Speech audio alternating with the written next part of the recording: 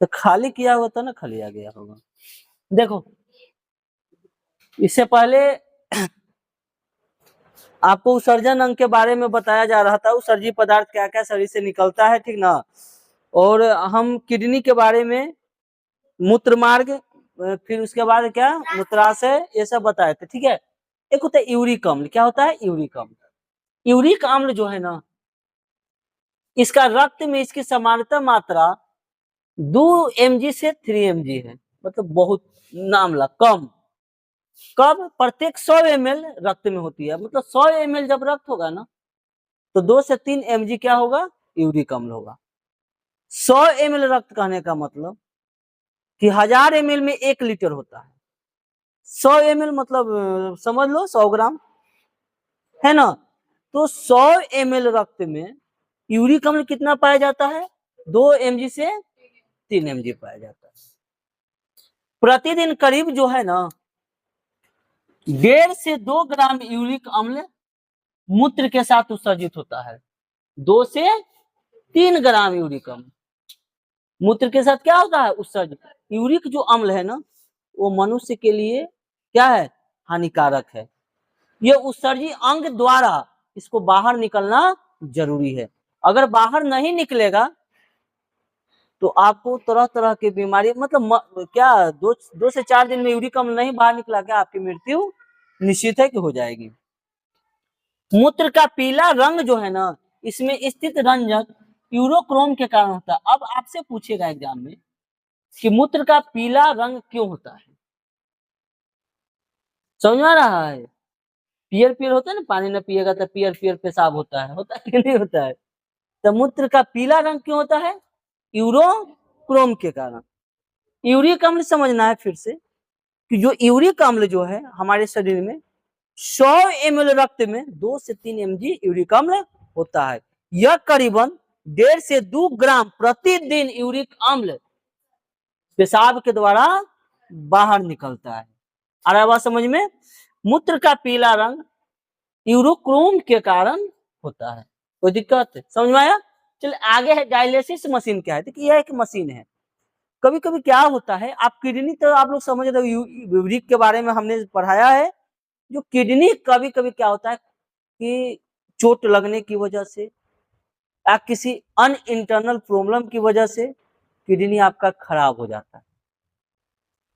जब किडनी खराब हो जाता है, ठीक है, तो खराब जो उसकी जो जांच होती है उस किडनी की, वो जांच किस मशीन के द्वारा होता है? डायलिसिस मशीन के द्वारा होता है इसकी जांच।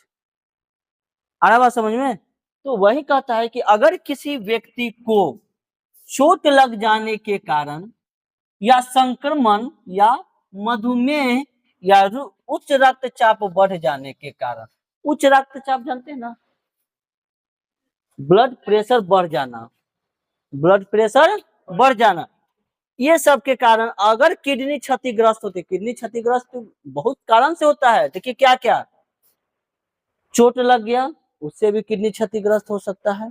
अगर तुमको कोई मार दे कोस के यहाँ पर दबा के एकदम, तो यहाँ पर क्या है? किडनी है ना जी, वो खराब भी हो सकता है, क्षतिग्रस्त हो सकता है। सनी 2.5 किलो का जो हाथ है सनी देओल का, औसन हाथ से अगर लगे तो क्षतिग्रस्त हो ही ना जाएगा। हम लोग तो कुछ सहबो करेंगे, कहे कि पेट तनी मोटा मोटा है, कुछ किडनिया भी जाए में पेटवा कुछ थोड़ा सा है ना, कहे कि रुक रुक पहले हमारा क्षति करबे तब अंदर जाए तब वो, और कुछ है उपा भर है और उपा भर है, ओकरा कस के अगर मार दे तो हाथवे घुसा देगा किडनिया तक ऊपर है, ये नहीं है ओकरा में कुछ अब बता, उसको तो लव सही है ना, है नहीं? यही यही कहते हैं कि थोड़ा सा खाया पिया करो, तो खाता ही नहीं चोटा कहीं के। देखो तो क्या होता है कि चोट लग जाने के कारण किडनी खराब हो सकता है। उसके बाद कोई संक्रमण से, मतलब किसी तरह से संक्रमित किडनी हो जाना, है ना, किसी वायरस से या जीवाणु से या किसी तरह से उसमें क्षति हो जाना, संक्रमित हो जाना, या मधुमेह, मधुमेह यानी चिनिया रोग, उससे भी किडनी आपका खराब होता है। चिनिया रोग या उच्च चिनिया रोग, चिनिया रोग नहीं, तो शुगर होता है, शुगर होता है ना। चिनिया रोग आम ठेठ भाषा में तो चिनिया रोग हो, उसको शुगर होता है। तो शुगर या उच्च रक्तचाप जब बढ़ जाता है तो किडनी आपका क्या होता है, क्षतिग्रस्त हो जाता है और अपना कार्य करना बंद कर देता है, जिसके कारण शरीर के अंदर जहरीला पदार्थ की मात्रा बढ़ जाता है। जब किडनी काम करना बंद कर देगा तब पेशाब उसाब होगा। अरे किडनी काम करना, चलो तो नीचे हो जाओ, नहीं तो सब पगलेट पगलेट है, बढ़िया चीज नहीं जाना ऐसे। देखो ये बात समझो, जब किडनी आपका खराब हो जाएगा तो क्या पेशाब बाहर आ जाएगा जी? पेशाब बाहर नहीं आ पाएगा, ठीक है। अरे किडनी है ना, पेशाब को आज ही पता है, किडनी क्या करता है, पेशाब को बाहर निकालने का काम करता है। तो जब पेशाबे बाहर नहीं निकलेगा तो यूरिक जो अम्लवा है, जहरीला पदार्थ, तो शरीर के अंदर सभी जगह पर फैल जाएगा कि नहीं फैल जाएगा? और जब शरीर के अंदर फैल जाएगा तो आपकी मृत्यु तुरंत हो जाएगी, ठीक ना, बढ़ जाती, जिससे रोगी की मृत्यु हो सकती है। अतः इसके निष्कासन के लिए देखो, अब जो जहरीला पदार्थ, मान लेते हैं कि किसी का किडनी खराब हो रहता है तो उसको क्या किया जाता है, डायलिसिस मशीन लगा के, और उसके जितना जहरीला गंदा पदार्थ है ना उसको कहाँ निकाला जाता है, बाहर। तो कबले डायलिसिस मशीन पर उसको लगेले रहोगे, है ना। 10 दिन का 10 लाख बिल जाएगा तो कितना लाख तुम्हारे पास रुपया है कि डायलिसिस मशीन लगा के पेशाब बाहर निकाल रहा है, कब तक लगाओगे उसको, है ना। तो अतः इसके निष्कासन के लिए जिस मशीन का प्रयोग किया जाता है उसे क्या कहते हैं, डायलिसिस मशीन कहते हैं। कोई दिक्कत है, समझ में आ गया, समझा गया ना। चलो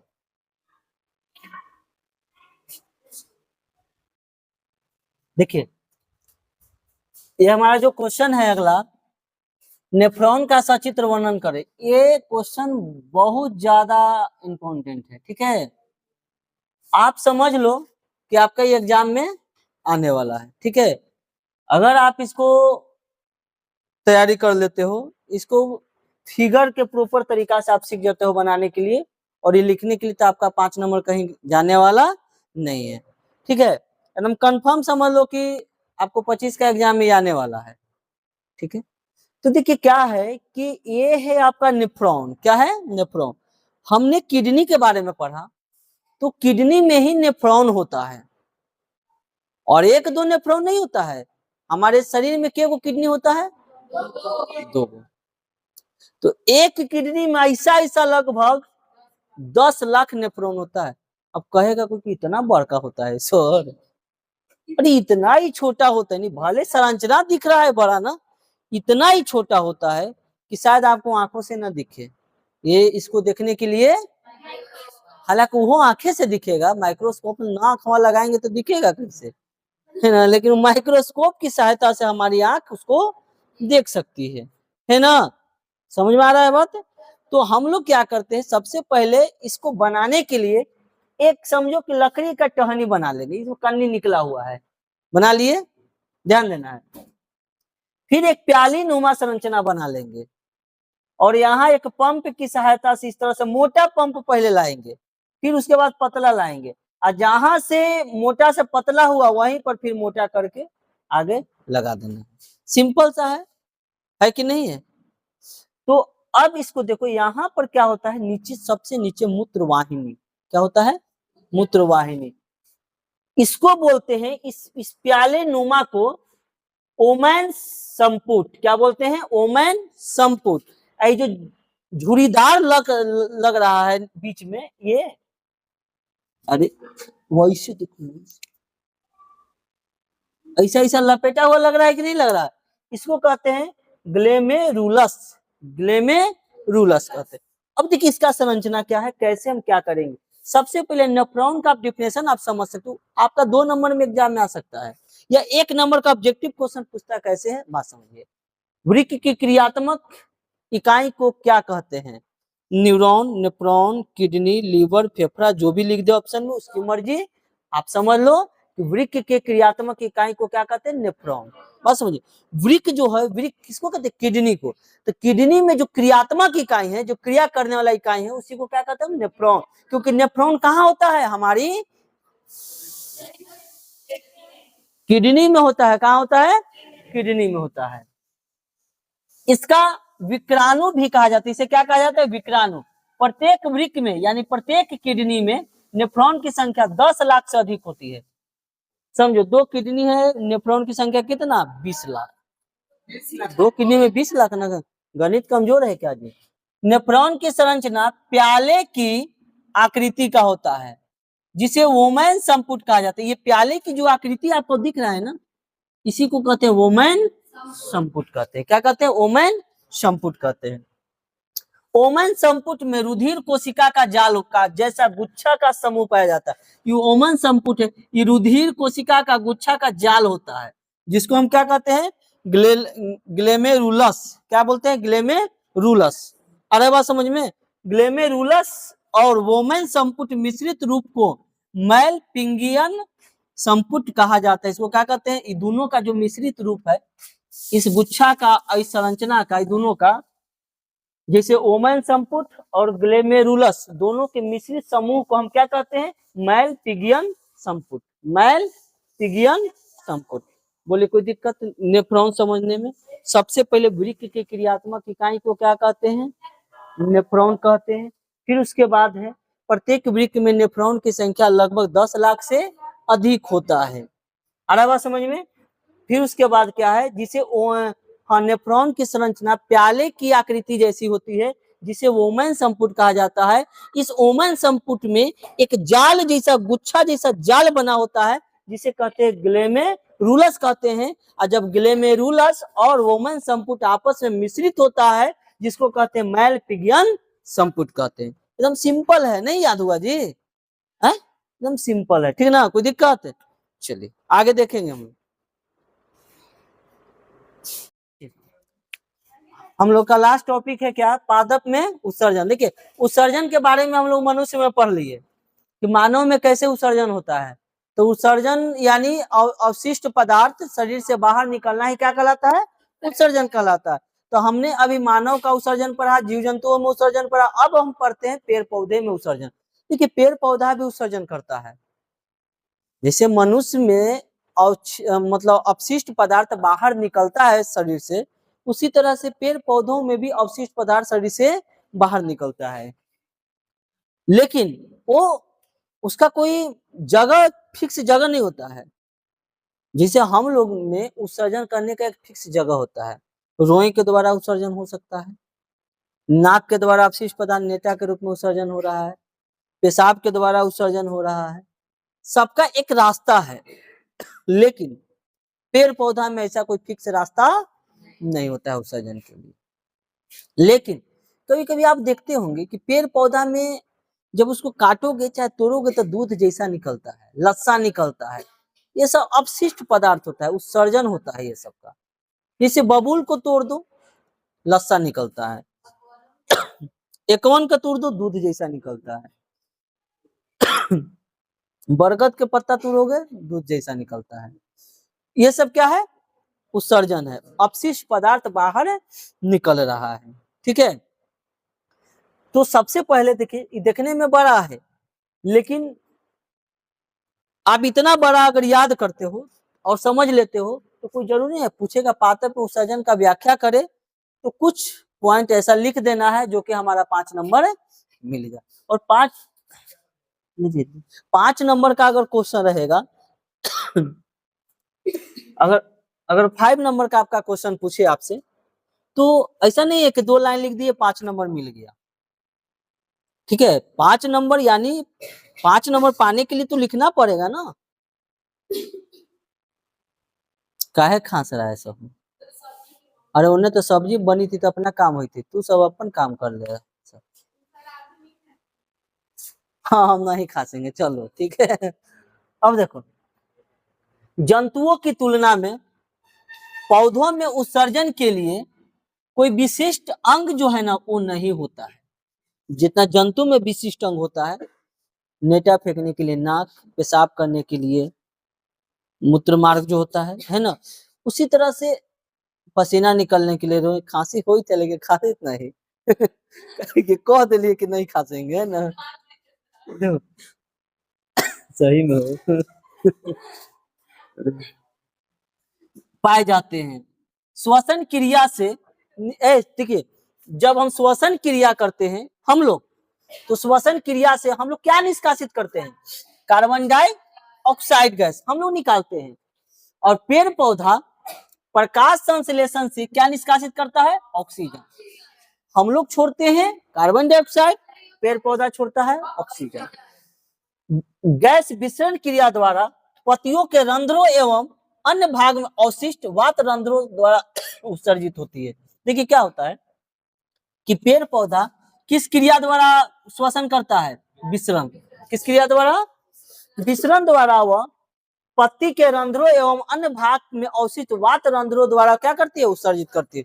वाष्पोत्सर्जन, वाष्पोत्सर्जन समझते हैं? वाष्प का उत्सर्जन, पेड़ पौधा जब वाष्प का उत्सर्जन करता है उसी क्रिया को क्या कहते हैं? वाष्पो। तो वाष्पोत्सर्जन से निकलने वाला जल मुख्यतः रंध्र तथा पौधे के अन्य भागों से निष्कासित होते रहता है। देखिए, पेड़ पौधा हमेशा जल छोड़ता है, हवा में उसका जल रहता है, इसी कारण से ठंडक महसूस होता है पेड़ पौधा के पास बैठिएगा तब। क्यों? क्योंकि उस हवा में नमी का मात्रा है, जलवाष्प का मात्रा होता है। पौधे उत्सर्जित पदार्थों को अपनी पत्तियों एवं छाल में भी संचित करते हैं। यानी पौधा जो है ना, उत्सर्जित पदार्थ कहाँ कहाँ रखता है? वह अपनी पत्ती में। कोई कोई पौधा का तोड़ोगे, पत्ती तोड़ोगे, दूध निकलेगा, लस्सा टाइप का निकलेगा, पानी निकलेगा। उस ठीक है, सब लोग जानता है, चुप रहो। तू धरती पर ब्रह्मांड में ऊपर नहीं रहता है, सब धरती सब जानता है लोग, है ना। तेज बनने की आवश्यकता न है, नहीं ना। अपनी पत्तियों एवं छाल में संचित रहता है उत्सर्जित पदार्थ को रखता है। कौन? पेड़ पौधा। पत्तियों के गिरने एवं छाल के बिलगाव से, यानी पत्ती जब गिरता है और छाल अलग होता है, उससे भी उत्सर्जित पदार्थ का निष्कासन होता है। कुछ उत्सर्जित पदार्थ कोशिका रिक्तिका में भी रहता है। पेड़ पौधा के अंदर जो कोशिका होता है ना, कोशिका में जो खाली स्थान होता है कोशिका रिक्तिका, वहां पर भी कुछ उत्सर्जित पदार्थ रहते हैं, जैसे टैनिन, रेजिन, गोंद आदि। ये सब क्या है? उत्सर्जित पदार्थ का निर्माण का होता है। टैनिन वृक्षों के छाल में होता है। टैनिन कहाँ होता है? वृक्ष के छाल में। रेजिन एवं गोंद पुराने जाइलम में संचित रहता है। देखिए, यहाँ से एक ऑब्जेक्टिव क्वेश्चन पूछेगा, कह देगा रेजिन एवं गोंद कहाँ पर उपस्थित होता है? जाइलम में या जाइलम में। आ बात समझ में? रेजिन, गोंद, टैनिन, ये सब क्या है? उत्सर्जित पदार्थ है जो कि पेड़ पौधा में पाया जाता है। अब देखिए, कुछ पौधे में उत्सर्जित पदार्थ जैसे गाढ़े दूधिया तरल के रूप में संचित रहता है। नहीं जी, दूध के रूप में संचित रहता है ना, जिसको कहते हैं लैटेक्स। क्या बोलते हैं? कभी भी ये बात समझ लो, अगर कोई चीज तोड़ो और गाढ़ा दूधिया निकले, उसको दूध मत बोल देना, दूध निकले थे। एकवन जैसे तोड़ दिया, उसमें से क्या निकला? दूध। उसको ये नहीं कहना है कि दूध निकले थे, उसको कहना लैटेक्स निकल रहा है। क्या निकल रहा है? लैटेक्स निकल, इसी को कहते हैं लैटेक्स बोलते हैं। आ बात समझ में? ये ना कि पढ़ा लिखा इंसान होकर के देखने दूध निकली थी के दूध ना होगा, कहते हैं लैटेक्स कहते हैं, है ना। अगर आप पीपल या बरगद या पीला कनेर, कनेर देखो, कनेर का फूल होता है जी, पीला पीला पीला कनेर का फूल होता है, कनेर बोलते हैं। उसको तुरोगे ना, उसमें से भी दूध निकलेगा। एक ताजी पत्तियों को, हाँ चुप रहो ना जी, तोड़ो तो आपको उजला दूधिया एवं गाढ़ा लैटेक्स निकलता दिखाई पड़ेगा। बबूल के पौधे में क्या पाया जाता है? गोंद, जो कि उत्सर्जित पदार्थ है। चीड़ में रेजिन पाया जाता है। क्या? रेजिन। अभी रेजिन उत्सर्जित पदार्थ है। चीड़ में रेजिन नामक उत्सर्जित पदार्थ है जो तरल होता है, जो निकलता है उस पौधा में से, ठीक ना। ये सब उत्सर्जित पदार्थ है। बोलो कोई दिक्कत समझने में? क्लियर है? चलो समाप्त हो गया।